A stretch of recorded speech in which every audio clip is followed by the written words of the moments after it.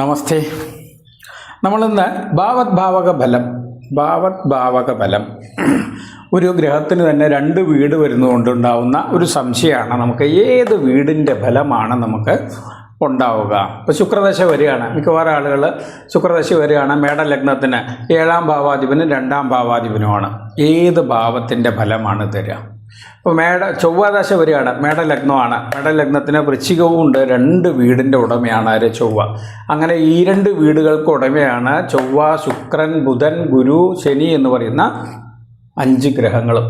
ഈ 5 ഗ്രഹങ്ങൾക്കും ഭാവക ഫലം എടുക്കുന്നതിൽ വളരെ പ്രധാനമായിട്ടുള്ളൊരു പോയിൻ്റാണ് ഭാവക ഫലം എന്ന് പറയുന്നത്. അപ്പോൾ അതൊന്നും നമുക്ക് ഇന്നത്തെ വീഡിയോയിലൂടെ മനസ്സിലാക്കാം. ഭാവക ഫലം എന്ന് പറയുന്നത് ഇരു ക്ഷേത്രങ്ങളിൽ, 2 വീടുകളിൽ ഏത് വീടിൻ്റെ ഫലം ആണ് ആഗ്രഹം തരിക എന്ന് നമ്മൾ അറിയാനുള്ള ഒരു സൂത്രമാണ്. വളരെ സിമ്പിളായിട്ട് നമുക്ക് മനസ്സിലാക്കാവുന്ന ഉദാഹരണത്തിലൂടെ. കഴിഞ്ഞ വീഡിയോയിൽ തന്നെ ഞാനൊരു എനിക്ക് തോന്നുന്നു ഒരു വീഡിയോ ഞാൻ ചെയ്തിരുന്നു, 4ാം ഭാവത്തിൻ്റെ ദോഷഫലങ്ങൾ എന്ന് പറഞ്ഞിട്ട്. കുംഭലഗ്നം, അതുപോലെ തന്നെ കുംഭലഗ്നത്തിന് 9 ശുക്രൻ, 4ാം ഭാവത്തിൻ്റെ ദോഷങ്ങളായിരുന്നു. അതായത് സൂര്യൻ, ബുധൻ, ചൊവ്വ, ഇവിടെ ശനി, ചന്ദ്രൻ, 7 ഗുരു, ഇതായിരുന്നു അതിൻ്റെ ഒരവസ്ഥ. രാഹുകേതുക്കൾ ഓർമ്മയിലില്ല, രാഹുകേതുക്കൾ അതുപോലെ ഒരു അവസ്ഥയിലുണ്ടായിരുന്നു. എന്തായാലും നമുക്ക് അവിടെ 4ാം ഭാവത്തിൻ്റെ ദോഷഫലങ്ങളായിരുന്നു. 4ാം ഭാവാധിപൻ ഉണ്ടോ, 4ാം ഭാവം ശുക്രൻ്റെ വീടാണ്. കുംഭലഗ്നത്തിന് എടുക്കുമ്പോൾ 4ാം ഭാവം ശുക്രൻ്റെ വീടാണ്. ആ ശുക്രൻ്റെ വീടാണ്. അപ്പോൾ പലരും പല രീതിയിലുള്ള സംശയങ്ങൾ വന്നു. അതായത് ശുക്രൻ ബലത്തിൽ സ്വന്തം വീട്ടിൽ 9-ലാണല്ലോ, അപ്പോൾ ശുക്രൻ ബലവാനല്ലേ? ശുക്രൻ ബലവാനാണ്, അപ്പം 4ാം ഭാവത്തിന് ശുഭഫലം. മാതാവ് ചെറുപ്പത്തിലേ മരിച്ചുപോയ ഒരു ജാതകത്തെക്കുറിച്ചുള്ള ഒരു വീഡിയോയിൽ ഞാൻ അത് കൃത്യമായി കാണിച്ചിരുന്നു. അപ്പോൾ മാതാവ് മരിക്കാൻ ചെറുപ്പത്തിലേ ചന്ദ്രദശ വന്നു. 6ാം ഭാവാധിപൻ്റെ ദശ, കുംഭലഗ്നങ്ങൾക്ക് വരാൻ പാടാത്ത സൂര്യചന്ദ്രദശയിൽ ചന്ദ്രദശ പ്രധാനമായിട്ടും വന്നു. ആ ചന്ദ്രൻ പാപനായി ശനിബന്ധത്തോടു കൂടി നിന്നു. എന്നിട്ട് ചന്ദ്രൻ്റെ വീട്ടിലേക്ക് തന്നെ നോക്കി. അതുകൊണ്ടാണ് ആ ദശയിൽ ദോഷഫലം തരുന്നത്. 9 മാസം കഴിഞ്ഞ് ചന്ദ്രദശ വരുമ്പോൾ ആ ചന്ദ്രദശ ദോഷം ചെയ്യും. അത് 9 മാസം സൂര്യദശയായിരുന്നു. സൂര്യൻ്റെ ഉത്രാടം നക്ഷത്രത്തിലാണ് ജനനം. 9 മാസം കഴിഞ്ഞ് ചന്ദ്രദശ വന്നു, മാതാവ് നഷ്ടപ്പെട്ടു. ആ മാതാവ് നഷ്ടപ്പെടാൻ കാരണം എന്താണ്? മാതാവിൻ്റെ കാരകനായ ചന്ദ്രൻ കെട്ടുപോയി. ചന്ദ്രൻ്റെ വീട്ടിലേക്കും ശനിദൃഷ്ടി വന്നു, ചന്ദ്രൻ്റെ വീടും കെട്ടുപോയി. 4ാം ഭാവത്തിലേക്ക് ചൊവ്വയുടെയും സൂര്യൻ്റെയും ബന്ധം വന്നു, ചൊവ്വ സൂര്യബന്ധം. അതുപോലെ തന്നെ 4ാം ഭാവാധിപൻ ശുക്രൻ ഇവിടെയാണ്. ശുക്രന് ശനിദൃഷ്ടി ഉണ്ടെന്ന് ഒരു കാര്യം, ശനിയുടെ 10ാം ദൃഷ്ടി വരും. രണ്ടാമത്തെ കാര്യം, 4ാം ഭാവത്തിൻ്റെ ഭാവകം, അതായത് 4ൻ്റെ 6ാം ഭാവത്തിലാണ്. അപ്പോഴും ഞാനിത് പല വീഡിയോയിലും പറഞ്ഞിട്ടുണ്ടെങ്കിലും പിന്നെയും പലരും സംശയം ചോദിച്ചു. ഒന്നുകിൽ മുൻ വീഡിയോകൾ കാണാത്തതുകൊണ്ടായിരിക്കാം. ഭാവക ബലം എന്ന് പറയും. ശുക്രൻ ഇവിടെ നിന്ന് കഴിഞ്ഞാൽ ഇത് 9ാം ഭാവമാണ്, ഇത് 4ാം ഭാവമാണ്. 4ൻ്റെ 6ആണ് 9ാം ഭാവം എന്നുള്ളത്. 4, 5, 6, ഇത് 1, 2, 3, 4, 5, 6 ഉണ്ടാവും. അതായത് മറവ് സ്ഥാനത്താണ്. ശുക്രൻ ഇവിടെ നിന്നിരുന്നെങ്കിലോ, ശുക്രൻ ധനുവിൽ നിന്നിരുന്നെങ്കിലും 4ാം ഭാവഫലം തരില്ല. അതേസമയം ശുക്രൻ ഇവിടെ നിന്നിരുന്നെങ്കിലും എന്ത് തരില്ല? 4ാം ഭാവഫലം തരില്ല. വളരെ സിമ്പിളാണ്. ഒരു ഭാവത്തിൻ്റെ, ഒരു ലഗ്നത്തിൻ്റെ 6, 8 ഭാവങ്ങൾ എങ്ങനെയൊക്കെ ദോഷഫലങ്ങൾ അല്ലെങ്കിൽ മറവ് സ്ഥാനമാവോ, 6, 8, 12 മറവ് സ്ഥാനമാവോ, അതുപോലെ തന്നെ മറവ് സ്ഥാനമാണ് ഭാവത്തിൻ്റെ 6, 8, 12. ഭാവക ബലം എടുക്കുമ്പോൾ എപ്പോഴും നമ്മൾ ഈ 5ാം ഭാവം എടുക്കുകയാണെങ്കിൽ, 4ാം ഭാവം എടുക്കുകയാണെങ്കിൽ 4ാം ഭാവാധിപൻ 4ാം ഭാവത്തിൻ്റെ 6 എന്ന് പറയുന്നത് ഇതാണ് 9ാം സ്ഥാനം, 8 11ാം സ്ഥാനം, 12 നിൽക്കുകയാണെങ്കിൽ 4ാം ഭാവ ഫലം തരില്ല. അപ്പോൾ 9ൽ നിന്നിരുന്ന ശുക്രൻ 4ാം ഭാവ ഫലം തരില്ല എന്നുള്ളതാണ്. 4ാം ഭാവത്തിന് ബലം തരാൻ കഴിയുന്നില്ല. ഏതൊരു ഭാവം എടുത്താലും പ്രധാനമായിട്ടും ചൊവ്വയ്ക്കും ശുക്രനും ഈ ഒരു ദോഷം. ഇത് ഞാൻ ബാക്കിയാണത് മനസ്സിലാവാൻ വേണ്ടി എഴുതി എന്നേ ഉള്ളൂ. ഏതൊരു ഇപ്പോൾ 4ാം ഭാവം ഇതിൽ തന്നെ ഞാൻ കാണിക്കാം. കുംഭലഗ്നത്തിന് വരാൻ പാടാത്ത ദശയാണ് ചന്ദ്രദശ. അതേസമയം ഈ ചന്ദ്രൻ നിൽക്കുന്നത് ഇവിടെ ആയതുകൊണ്ടാണ് അത് ദോഷമായിട്ട് വരുന്നത്. അതേസമയം ചന്ദ്രൻ ഇവിടെയാണ് നിന്നത്, അല്ലെങ്കിൽ ചന്ദ്രൻ ഇവിടെയാണ് നിന്നത്, ലഗ്നത്തിൽ തന്നെയാണ്, അല്ലെങ്കിൽ ചന്ദ്രൻ ഇവിടെയാണ് നിന്നെങ്കിൽ ദോഷം വളരെ കുറവായിരിക്കും. അപ്പോൾ ആറാം ഭാവ ബലം തരാൻ കഴിയാത്ത രീതിയിൽ ചന്ദ്രൻ നിൽക്കും. ആറാം ഭാവ ബലം തരാൻ കഴിയാത്ത രീതിയിൽ ചന്ദ്രൻ നിൽക്കും. അതാണ് ഇമ്പോർട്ടൻ്റ്. അതായത് കുംഭലഗ്നക്കാർക്ക് 5-ലോ ലഗ്നത്തിലോ അതുപോലെ 11-ലോ നിൽക്കുകയാണെങ്കിൽ ആറാം ഭാവബലം തരാൻ കഴിയാത്ത രീതിയിൽ, എല്ലാ ഫലവും അങ്ങനെയാണ്. ആറാം ഭാവം ഒരു ഭാവബലം തരണമെങ്കിൽ ആ ഭാവത്തിൻ്റെ 6-ലോ 8-ലോ 12-ലോ മറയാതെ ഗ്രഹം നിൽക്കണം. അതാണ് ഏറ്റവും പ്രധാനമായിട്ടുള്ള പോയിന്റ്. ഇപ്പോൾ മേടലഗ്നത്തിന് ഉദാഹരണം എടുത്തു കഴിഞ്ഞാൽ, മേടലഗ്നം, ലഗ്നത്തിൻ്റെ ലഗ്നാധിപൻ ചൊവ്വയാണ്. ചൊവ്വ ലഗ്നത്തിൽ നിന്നാൽ ലഗ്നാധിപത്യ ബലം തരും. അതേസമയം ഈ ചൊവ്വ കന്നിയിലോ അഷ്ടമഭാവമായ വൃശ്ചികത്തിലോ മീനത്തിലോ, മീനെന്ന് പറയുന്നത് ലഗ്നത്തിൻ്റെ 12, ഈ 3 ഭാവങ്ങളിലാണ് ചൊവ്വ നിൽക്കുന്നതെങ്കിൽ ലഗ്നബലം തരില്ല. ലഗ്നബലം വളരെ കുറവേ തരുള്ളൂ. തരില്ല എന്ന് പറയില്ല, ഒരു 20%, 80% അഷ്ടമാധിപത്യ ബലം തരും. അപ്പോൾ ഈ മേടലഗ്നത്തിന് ചൊവ്വ കന്നിയിൽ നിന്നിട്ടോ മീനത്തിൽ നിന്നിട്ടോ വൃശ്ചികത്തിൽ നിന്നിട്ടോ ദശ നടത്തുന്നത് അഷ്ടമാധിപത്യ ബലം കൂടുതൽ തരാൻ കാരണമാവും. അഷ്ടമാധിപത്യ ബലം കൂടുതൽ തരാൻ കാരണമാവും. അതാണ് ഭാവദ്ഭാവകം എന്ന് പറയുന്നത്. ചൊവ്വയുടെ നമ്മൾ ഉദാഹരണം നോക്കാം. നമുക്ക് ചൊവ്വ ലഗ്നഫലം തരുന്ന, അല്ലെങ്കിൽ എങ്ങനെയാണ് ഫലം തരിക? ഇത് സത്യത്തിൽ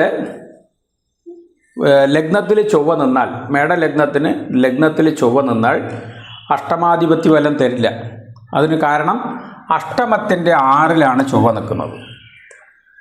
അഷ്ടമത്തിൻ്റെ, അപ്പോൾ ഏതൊക്കെ ചൊവ്വയായിരിക്കും ഗുണം ഉണ്ടാവുക? മേടലഗ്നത്തിന് ചൊവ്വാദശ വരികയാണ്. ദോഷം തരാതിരിക്കണമെങ്കിൽ ചൊവ്വ ലഗ്നത്തിൽ ചൊവ്വ നിന്ന് കഴിഞ്ഞാൽ കുറച്ച് ദോഷങ്ങളുണ്ട്. ദേഷ്യം കൂടും, എടുത്തുചാട്ടങ്ങൾ കൂടും, ചിന്തിക്കുന്നതിന് മുന്നും പ്രവർത്തിക്കും. ചൊവ്വ വന്നിട്ട് ആയുധകാരകനുമാണ്, ആയോധനകാരകനാണ്, മത്സരകാരകനാണ്, യുദ്ധം, ഇതെല്ലാം ചൊവ്വ തരും. അപ്പോൾ അതിൻ്റെ ചെറിയ ചെറിയ ദോഷങ്ങളൊക്കെ വരും. എന്നാലും ചൊവ്വ വന്നിട്ട് അഷ്ടമത്തിൻ്റെ 6-ലും അഷ്ടമത്തിൻ്റെ 8-ാം ഭാവമായ മിഥുനത്തിലും അഷ്ടമഭാവത്തിൻ്റെ 12-ാം ഭാവമായ തുലാത്തിലും നിന്നാൽ ചൊവ്വ എന്ത് ഫലം തരില്ല? അഷ്ടമാധിപത്യം തരില്ല. അപ്പോൾ മേടലഗ്നത്തിന് ചൊവ്വ അഷ്ടമാധിപത്യം തരാതെ ലഗ്നാധിപത്യം തരണമെങ്കിൽ ലഗ്നത്തിൽ നിൽക്കണം, അല്ലെങ്കിൽ ലഗ്നത്തിൻ്റെ 7-ൽ നിൽക്കണം, അല്ലെങ്കിൽ 3-ൽ നിൽക്കണം. അപ്പം 3, അതുപോലെ 3, 7, 1 ഭാവങ്ങളിൽ നിൽക്കുമ്പോൾ അഷ്ടമാധിപത്യം ബലം തരില്ല ചൊവ്വ എന്നുള്ളതാണ്. ഓരോ ഗ്രഹം അങ്ങനെയാണ്. ചൊവ്വ മറ്റെവിടെയെങ്കിലും വരികയാണെങ്കിലും, ഇപ്പോൾ വൃശ്ചികത്തിലാണ്, ഇടവത്തിലാണ് ചൊവ്വ വരുന്നത്, അപ്പോൾ എന്ത് സംഭവിക്കും? ഇടവത്തിലാണ് ചൊവ്വ വന്നെങ്കിൽ അഷ്ടമാധിപത്യം കൂടുതൽ തരും, അല്ലേ? ഇടവത്തിൽ വന്നു കഴിഞ്ഞാൽ നേരെ ദൃഷ്ടി അഷ്ടമത്തിലേക്കാണ്. അപ്പോൾ എന്ത് വരും? അഷ്ടമാധിപത്യമാണ് കൂടുതൽ തരിക, ലഗ്നാധിപത്യം കുറവേ തരുള്ളൂ. അതേസമയം ഇവിടെ ഞാൻ പറഞ്ഞു ലഗ്നാധിപത്യം അഷ്ടമാധിപത്യം തരില്ല. ലഗ്നത്തിൻ്റെ 3-ലായതുകൊണ്ട് ലഗ്നാധിപത്യം കൂടുതൽ തരും. അതേപോലെ കർക്കടകത്തിൽ നീചത്തിൽ ചൊവ്വ വന്നു, രണ്ടും തരും. കാര്യം എന്താണ്? പാപഗ്രഹങ്ങൾക്ക് കേന്ദ്രം ബലം, ശുഭഗ്രഹങ്ങൾക്ക് ത്രികോണ ബലം. അത് മനസ്സിലാക്കി വെക്കേണ്ട കാര്യമാണ്. ഒരു പാപഗ്രഹം ചൊവ്വ, ശനി പോലുള്ള ഗ്രഹങ്ങൾ എപ്പോഴും ലഗ്ന കേന്ദ്രങ്ങളിൽ നിൽക്കുമ്പോൾ ബലം അധികം ഉണ്ടാവും. ശുഭഗ്രഹങ്ങളെ ലഗ്ന ത്രികോണങ്ങളിൽ 1, 5, 9 ഭാവങ്ങളിൽ നിൽക്കുമ്പോഴാണ്. ഭാവദ്ഭാവകവും അങ്ങനെ തന്നെയാണ്. ഇവിടെ ലഗ്നത്തിൻ്റെ 4-ാം ഭാവം, അല്ലെങ്കിൽ ചൊവ്വ നിൽക്കുന്നത് ലഗ്നത്തിൻ്റെ 4-ലാണ്. അതേസമയം അഷ്ടമത്തിൻ്റെ 9-ലാണ്, ത്രികോണത്തിലാണ്. അവിടെയും ചൊവ്വ ലഗ്നത്തിൻ്റെ ബലം ഒരു പൊടിക്ക് അധികം തരും, നീചനാണെങ്കിലും. ഈ ചൊവ്വ നീചം ചെയ്താലും ഉള്ള കാര്യം മനസ്സിലാക്കേണ്ടത് 2 ഭാവത്തിനും ബലം തരുന്ന തരത്തിലായിരിക്കും. 1-ൽ ത്രികോണസ്ഥിതിയായിരിക്കും, 1-ൽ കേന്ദ്രസ്ഥിതിയായിരിക്കും. ലഗ്നത്തിൻ്റെ 4-ലാണ്, അഷ്ടമത്തിൻ്റെ 9-ലാണ്. അതേപോലെ ചൊവ്വ നമ്മൾ ചിങ്ങത്തിൽ വന്നു എന്ന് വയ്ക്കുക. ചൊവ്വ ചിങ്ങത്തിൽ വന്നു, സെയിം ആണ്. ലഗ്നത്തിൻ്റെ 5-ൽ വരും, അതുപോലെ വൃശ്ചികത്തിൻ്റെ 10-ൽ വരും. അപ്പോഴും നമുക്ക് 2 ബലവും തുല്യമായിട്ട് തന്നെ തരും. ഒരു പൊടിക്ക് ശുഭക്ഷേത്രം ആയതുകൊണ്ട് നല്ല ഫലങ്ങളെ തരിക, പക്ഷേ അഷ്ടമഫലം ഒരു പൊടിക്ക് അധികം തരും. അതുപോലെ കന്നിയിൽ വന്നു കഴിഞ്ഞാൽ എന്ത് സംഭവിക്കും? കന്നിയിൽ വന്നാൽ ലഗ്നഫലം തരില്ല. കാര്യം ലഗ്നത്തിൻ്റെ 6ാം ഭാവമാണ് കന്നി. ഇതാണ് ഭാവത് ഭാവം. ഒരു ഗ്രഹം കൊണ്ട് തന്നെ നമുക്കത് മനസ്സിലാക്കാം. ലഗ്നത്തിൻ്റെ 1, 2, 3, 4, 5, 6ാം ഭാവം ആയതുകൊണ്ട് മറഞ്ഞുപോയി ലഗ്നഫലം തരില്ല. മറിച്ച് അഷ്ടമത്തിൻ്റെ 11 ആയതുകൊണ്ട് മേടലഗ്നത്തിന് കന്നിയിൽ നിൽക്കുന്ന ചൊവ്വ അഷ്ടമാധിപത്യ ബലമാണ് തരിക ദശയിൽ. അഷ്ടമാധിപത്യ ബലമാണ് ദശയിൽ തരിക. കന്നി പറഞ്ഞു, തുലാം നമ്മൾ പറഞ്ഞു, തുലാം വന്നിട്ട് ലഗ്നഫലേ തരുള്ളൂ. ഇത് നമ്മൾ വൃശ്ചികത്തിൽ തന്നെ നിന്നാലോ? ഇവിടെ നിന്നാൽ എന്ത് സംഭവിക്കും? വൃശ്ചിക ഫലം അഷ്ടമാധിപത്യം തരുള്ളൂ, ലഗ്നാധിപത്യം തരില്ല. കാര്യം ലഗ്നത്തിൻ്റെ അഷ്ടമാണ്. ലഗ്നത്തിൻ്റെ 6, ലഗ്നത്തിൻ്റെ 8, ലഗ്നത്തിൻ്റെ 12. അപ്പോൾ 8ൽ തന്നെ നിൽക്കുന്നതുകൊണ്ട് അഷ്ടമാധിപത്യമാണ് 80% തരിക, ദോഷഫലങ്ങൾ തന്നെ തരിക. അതേസമയം നമ്മൾ ധനുവിൽ നിൽക്കുകയാണെങ്കിലോ ചൊവ്വ ധനുവിൽ നിന്ന് കഴിഞ്ഞാൽ അഷ്ടമത്തിൻ്റെ 2ലാണ്, അതുപോലെ ലഗ്നത്തിൻ്റെ 9ലാണ്. അപ്പോൾ രണ്ടും തരുന്നൊരവസ്ഥയുണ്ട്. ഇത് കുറച്ച് കുറവായിരിക്കും അഷ്ടമാധിപത്യം തരിക, ലഗ്നാധിപത്യം ഒരു പൊടിക്ക് അധികം തരും. അതുപോലെ തന്നെ മകരത്തിൽ നിൽക്കുകയാണെങ്കിലും മകരത്തിൽ ഉച്ചത്തിൽ നിന്ന് കഴിഞ്ഞാൽ ലഗ്നത്തിലേക്ക് നോക്കി നിൽക്കും. 4ാം ദൃഷ്ടി കൊണ്ട് ലഗ്നത്തിന് നോക്കി നിൽക്കും. അതുപോലെ തന്നെ ഇതിൻ്റെ 3ാം സ്ഥാനത്ത് പൊടിക്കൊരു മറവ് സ്ഥാനമാണ്. അതുകൊണ്ട് അഷ്ടമാധിപത്യം കുറഞ്ഞേ തരുള്ളൂ, ലഗ്നാധിപത്യം കൂടിത്തരും. അഷ്ടമത്തിൻ്റെ ദോഷങ്ങൾ കുറഞ്ഞു നിൽക്കും. കാര്യം അഷ്ടമത്തിൻ്റെ 3 ആയതുകൊണ്ട് ദോഷം കുറഞ്ഞു നിൽക്കും. ലഗ്നത്തിൻ്റെ ഫലമാണ് കൂടുതൽ തരിക. അതുപോലെ തന്നെ മകരം കഴിഞ്ഞാൽ കുംഭം വന്നാൽ എന്താ സംഭവിക്കുക? കുംഭത്തിലാണെങ്കിലും 2 ഫലവും തരും. ഈ ലഗ്നത്തിൻ്റെ 11ാം ഭാവ ഫലം തരും. അതുപോലെ തന്നെ ഇതിൻ്റെ 4ാം ഭാവത്തിൽ നിൽക്കുന്നതുകൊണ്ട് കേന്ദ്രസ്ഥിതനായ അഷ്ടമത്തിൻ്റെയും ഫലം തരും. 12 മീനത്തിൽ ചൊവ്വ മറിഞ്ഞു കഴിഞ്ഞാൽ അതേ പറഞ്ഞു, അത് ലഗ്നഫലം തരില്ല. അപ്പോൾ ഓരോ ലഗ്നത്തിനും ഇതുപോലെയാണ് നമ്മൾ ഫലമെടുക്കേണ്ടത്. ഇത് ഇടവ ലഗ്നത്തിന് ശുക്രൻ വന്നാലും ഇതുപോലെ തന്നെയാണ്. ശുക്രൻ എടുത്തു, ശുക്രൻ 6ൽ നിന്ന് കഴിഞ്ഞാൽ ലഗ്നഫലം തരില്ല. ശുക്രൻ 8ൽ നിന്നാലും ലഗ്നഫലം തരില്ല. ശുക്രൻ 12ൽ നിന്നാലും ലഗ്നഫലം തരില്ല. ഇത്രയേ ഉള്ളൂ. അതായത് ഏത് ലഗ്നത്തിൻ്റെ 6, 8, 12 മറിഞ്ഞു നിന്ന് കഴിഞ്ഞാൽ ലഗ്നത്തിന് ഫലം തരാത്ത, അതുപോലെ തന്നെ ഒരു ഭാവത്തിൻ്റെ 6, 8, 12 മറിയുമ്പോഴും ഫലം തരില്ല. ഇനിയൊരു കാര്യം നമ്മൾ മനസ്സിലാക്കേണ്ടത്, ഏത് ഭാവവുമായിട്ടാണ് ആ ഗ്രഹത്തിന് ബന്ധം വരുന്നത്. ഇതൊരു പ്രധാന പോയിൻ്റാണ്. അപ്പോൾ ഈ ശുക്രൻ ഇവിടെ നിന്നു ലഗ്നഫലം തന്നു, ശുക്രൻ ഇവിടെ നിന്നു പൂർണ്ണമായിട്ടും ലഗ്നത്തിലേക്ക് ദൃഷ്ടിയായതുകൊണ്ട് ലഗ്നഫലം തന്നെ തരും. അതുപോലെ തന്നെ ഇനി ശുക്രൻ കയറി ഇവിടെ നിന്നു, ശുക്രൻ കയറി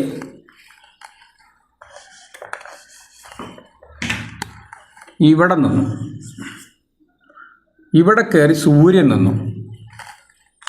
അതായത് പരിവർത്തനം എന്ന് പറയും. ഗ്രഹപരിവർത്തനം വരുമ്പോൾ ഏത് ഭാവവുമായിട്ടാണോ പരിവർത്തനം വന്നത് ആ ഭാവഫലം തരും. അതും വളരെ ഇമ്പോർട്ടൻ്റ് ആയിട്ടുള്ള കാര്യമാണ്. സൂര്യനുമായി പരിവർത്തനം ചെയ്ത് നിൽക്കുന്ന ശുക്രൻ സൂര്യൻ്റെ 6ാം ഭാവവുമായിട്ടാണ് പരിവർത്തനം ചെയ്തത്. അപ്പോൾ 4, 6 ഭാവങ്ങൾ തമ്മിൽ പരസ്പരം പരിവർത്തനം ചെയ്തുകൊണ്ട് കാരകത്വം പൂർണ്ണമായി കിട്ടുമെങ്കിലും 6ാം ഭാവ ആധിപത്യമാണ് പൊടിക്ക്. 6ാം ഭാവ ബന്ധം വരുന്നതുകൊണ്ട് 6ാം ഭാവ ബന്ധമാണ് ശുക്രന് കിട്ടുക. പരിവർത്തനം വരുമ്പോഴും ഏത് ഗ്രഹം ആ ഭാവവുമായിട്ട് എങ്ങനെയെങ്കിലും ബന്ധം വന്നാൽ, പരിവർത്തന ബന്ധം ഒരു ബന്ധമാണ്, ദൃഷ്ടി ഒരു ബന്ധമാണ്. ഇപ്പോൾ ഗുരുവൊക്കെ നോക്കുമ്പോഴാണ് നമുക്ക് വളരെ ബുദ്ധിമുട്ട്. ഇപ്പോൾ ചൊവ്വയുടെ കഥ പറഞ്ഞ പോലെ തന്നെ ചൊവ്വയ്ക്ക് ഉണ്ടാവുന്ന പോലെ തന്നെ ഗുരുവിനും ശനിക്കും ഒക്കെ ഈ പ്രോബ്ലം ഉണ്ടാവും. ഇപ്പോൾ ഗുരു വരികയാണ്, ഗുരു ധനുവിനും മീനത്തിനും ഗുരു ലഗ്നാധിപനായിട്ട് വരും. ഇപ്പോൾ ഗുരുവിൻ്റെ ഭാവകം നോക്കുക. ഗുരു ലഗ്നം, മീന ലഗ്നമാണ്. മീന ലഗ്നത്തിന് ഗുരു 5ൽ നിൽക്കുകയാണ്. നോക്കി കർക്കിടകത്തിൽ നിന്ന് കഴിഞ്ഞാൽ എന്ത് സംഭവിക്കും? കർക്കിടകത്തിൽ നിൽക്കുന്ന ഗുരു 9ാം ദൃഷ്ടി കൊണ്ട് ലഗ്നത്തിന് നോക്കി ലഗ്നത്തിന് ഫലം തരും, 10ാം ഭാവത്തിനേക്കാൾ. മറിച്ച് 10ൻ്റെ 8ലുമാണത്, 10ൻ്റെ 8ാം ഭാവമാണ്. അതുപോലെ തന്നെ ഗുരു ഇവിടെ നിന്നാലും ഗുരു ലഗ്നവുമായിട്ട് ഡയറക്റ്റ് ബന്ധമാണ്. ഗുരു ഈ 3 ക്ഷേത്രങ്ങളിൽ വന്നാൽ, ഈ 4 ക്ഷേത്രങ്ങളിൽ ഗുരു വന്നാലും ഗുരുവിന് ഡയറക്റ്റ് ബന്ധം വരും.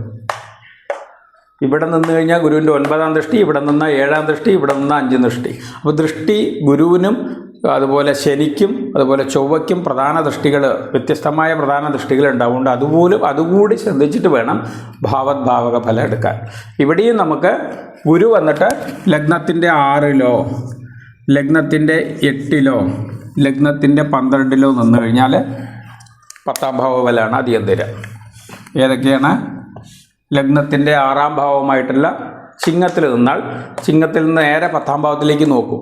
അതുകൊണ്ട് തന്നെ 10-ാം ഭാവഫലം പൂർണ്ണമായിട്ട് തരും. ഇവിടെ നിന്നാലും 10-ാം ഭാവഫലം പൂർണ്ണമായിട്ട് തരും. ഇവിടെ നിന്നാലും, അതായത് 2-ൽ നിന്നാലും 10-ാം ഭാവഫലം തന്നെയാണ് ഗുരു പൂർണ്ണമായിട്ട് തരിക. ഇവിടെ നിന്നാലും ലഗ്നാധിപത്യ ഫലം തരില്ല.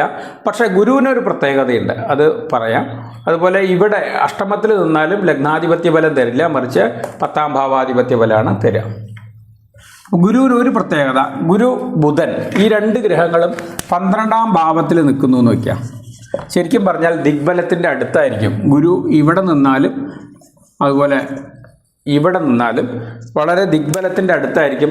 അതുകൊണ്ട് തന്നെ ഗുരുവിന് സ്പെഷ്യൽ ബലം കിട്ടും.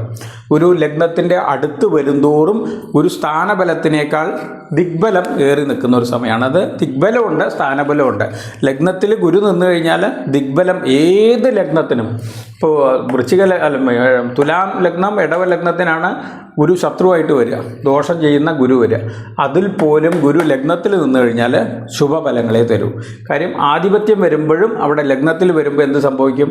ശുഭ ആധിപത്യ ഫലങ്ങൾ വരും. അപ്പോൾ ലഗ്നത്തിൽ ഗുരുവിന് ദിഗ്ബലമുണ്ട്, ബുധനും ദിഗ്ബലമുണ്ട്. അതുകൊണ്ട് തന്നെ 12-ൽ നിൽക്കുന്ന ഗുരുവും ചില സമയമല്ല, എല്ലാ സമയത്തും 12-ൽ നിൽക്കുന്ന ഗുരു ബുധന്മാരൊക്കെ ഗുണം ചെയ്യും. കാര്യം അവർ ദിഗ്ബലത്തിൻ്റെ അടുത്തായിരിക്കും. ശുഭഫലങ്ങൾ കൂടുതൽ തരാനാണ് സാധ്യത. അതുപോലെ തന്നെ ഗുരു കഴിഞ്ഞു കഴിഞ്ഞാൽ ബുദ്ധിമുട്ടുണ്ടാക്കുക, ഭാവക ഫലം എടുക്കാൻ ബുദ്ധിമുട്ടുണ്ടാകുന്നത് ശനിയായിരിക്കും. ശനി ലഗ്നം, കുംഭലഗ്നത്തിനും മകരലഗ്നത്തിനും, കുംഭത്തിനും മകരത്തിനും ഉടമസ്ഥനാണ് ശനി. ശനിക്ക് പക്ഷേ 3, 7, 10, ശനി 3, അതുപോലെ 7, 10 ഈ ദൃഷ്ടിയാണുള്ളത്. 3-ലേക്കും 7-ലേക്കും 10-ലേക്കും ഔട്ടർ ഓർബിറ്റിൽ, ഭൂമിയുടെ ഔട്ടർ ഓർബിറ്റിൽ നിൽക്കുന്ന ചൊവ്വ, ശനി, ഗുരു ഈ 3 ഗ്രഹങ്ങൾക്കും വിശേഷ ദൃഷ്ടികളുണ്ട്. അത് കാരണം ഭൂമിയുടെ പുറത്തുനിന്നുള്ള ആംഗിളിൽ നോക്കുന്നതുകൊണ്ട് കൂടുതൽ പ്രകാശം തരാനും കൂടുതൽ ദൃഷ്ടി തരാനും കഴിവുള്ളത് കൊണ്ടാണ്. ഇന്നർ ഓർബിറ്റിൽ നിൽക്കുന്ന ബുധനോ ശുക്രനോ ആ ഒരു കഴിവില്ല. അതുകൊണ്ട് തന്നെ ബുധനും ശുക്രനും നേർദൃഷ്ടി മാത്രമേ ഉള്ളൂ, 7-ാം ദൃഷ്ടി മാത്രമേ ഉള്ളൂ. സൂര്യനും 7-ാം ദൃഷ്ടി മാത്രമേ ഉള്ളൂ. പക്ഷേ മറ്റ് 3 ഗ്രഹങ്ങളും ഔട്ടർ ഓർബിറ്റിലായതുകൊണ്ട്, ഭൂമിയുടെ പുറത്തുള്ള ഭ്രമണപഥത്തിലായതുകൊണ്ട് നമ്മളത് ശരിക്കും മനസ്സിൽ ചിന്തിക്കണം. അതുകൊണ്ടാണ് ഈ വിശേഷ ദൃഷ്ടി വരുന്നത്. അപ്പം ശനിക്ക് വന്നിട്ട് 3, 7, 10 ഭാവങ്ങളിലേക്ക് വിശേഷ ദൃഷ്ടിയുണ്ട്. അതുകൊണ്ട് തന്നെ ശനി എവിടെയൊക്കെ നിന്നാൽ, ഇവിടെ നിന്ന് കഴിഞ്ഞാൽ ദൃഷ്ടി വരും ലഗ്നത്തിലേക്ക്, 10-ാം ദൃഷ്ടി വരും. അതുപോലെ ഇവിടെ നിന്ന് കഴിഞ്ഞാൽ 11-ൽ നിന്ന് കഴിഞ്ഞാലും ലഗ്നത്തിലേക്ക് ദൃഷ്ടി വരും, ഇവിടെ നിന്ന് കഴിഞ്ഞാലും ലഗ്നത്തിലേക്ക് ദൃഷ്ടി വരും. അപ്പോൾ 4 ക്ഷേത്രങ്ങൾ ലഗ്നവുമായിട്ട് ഡയറക്റ്റ് ബന്ധം വരും. അതായത് 4-ൽ നിന്നാലും 7-ൽ നിന്നാലും 11-ൽ നിന്നാലും ലഗ്നത്തിൽ നിന്നാലും ശനി ലഗ്നവുമായിട്ട് ബന്ധം വരും. ശനി ലഗ്നവുമായിട്ട് ബന്ധം വരുന്നത് ദോഷമാണ്, നന്നല്ല. ശനി 7-ലൊക്കെ നിന്ന് കഴിഞ്ഞാൽ എന്ത് സംഭവിക്കും പറഞ്ഞാൽ, ശനി 9-നെ കെടുത്തും, പിതാവിനെ കെടുത്തും. ഇപ്പോൾ 7-ൽ നിൽക്കുന്ന ശനി ദിഗ്ബലാണ്. അത് തുലാലഗ്നത്തിനും അതുപോലെ ഇടവലഗ്നത്തിനും നല്ലതായിരിക്കും. മറ്റ് രീതിയിൽ ചില ലഗ്നങ്ങൾക്ക്, ഇപ്പോൾ ശനി 7-ൽ നിന്നു എന്ന് വയ്ക്കുക ഉദാഹരണത്തിന്, ശനിയുടെ 3-ാം ദൃഷ്ടി 9-നെ കേടുവരുത്തും, ശനിയുടെ 7-ാം ദൃഷ്ടി ലഗ്നത്തിന് കേടുവരുത്തും, 7-ാം ദൃഷ്ടി. അതുപോലെ ശനിയുടെ 10-ാം ദൃഷ്ടി വന്നിട്ട് 4-ാം ഭാവത്തിനും കേടുവരുത്തും. അപ്പോൾ പിതാവിനും മാതാവിനും സ്വയം കേടുവരുത്തും 7-ാം ഭാവത്തിൽ നിൽക്കുന്ന ശനി.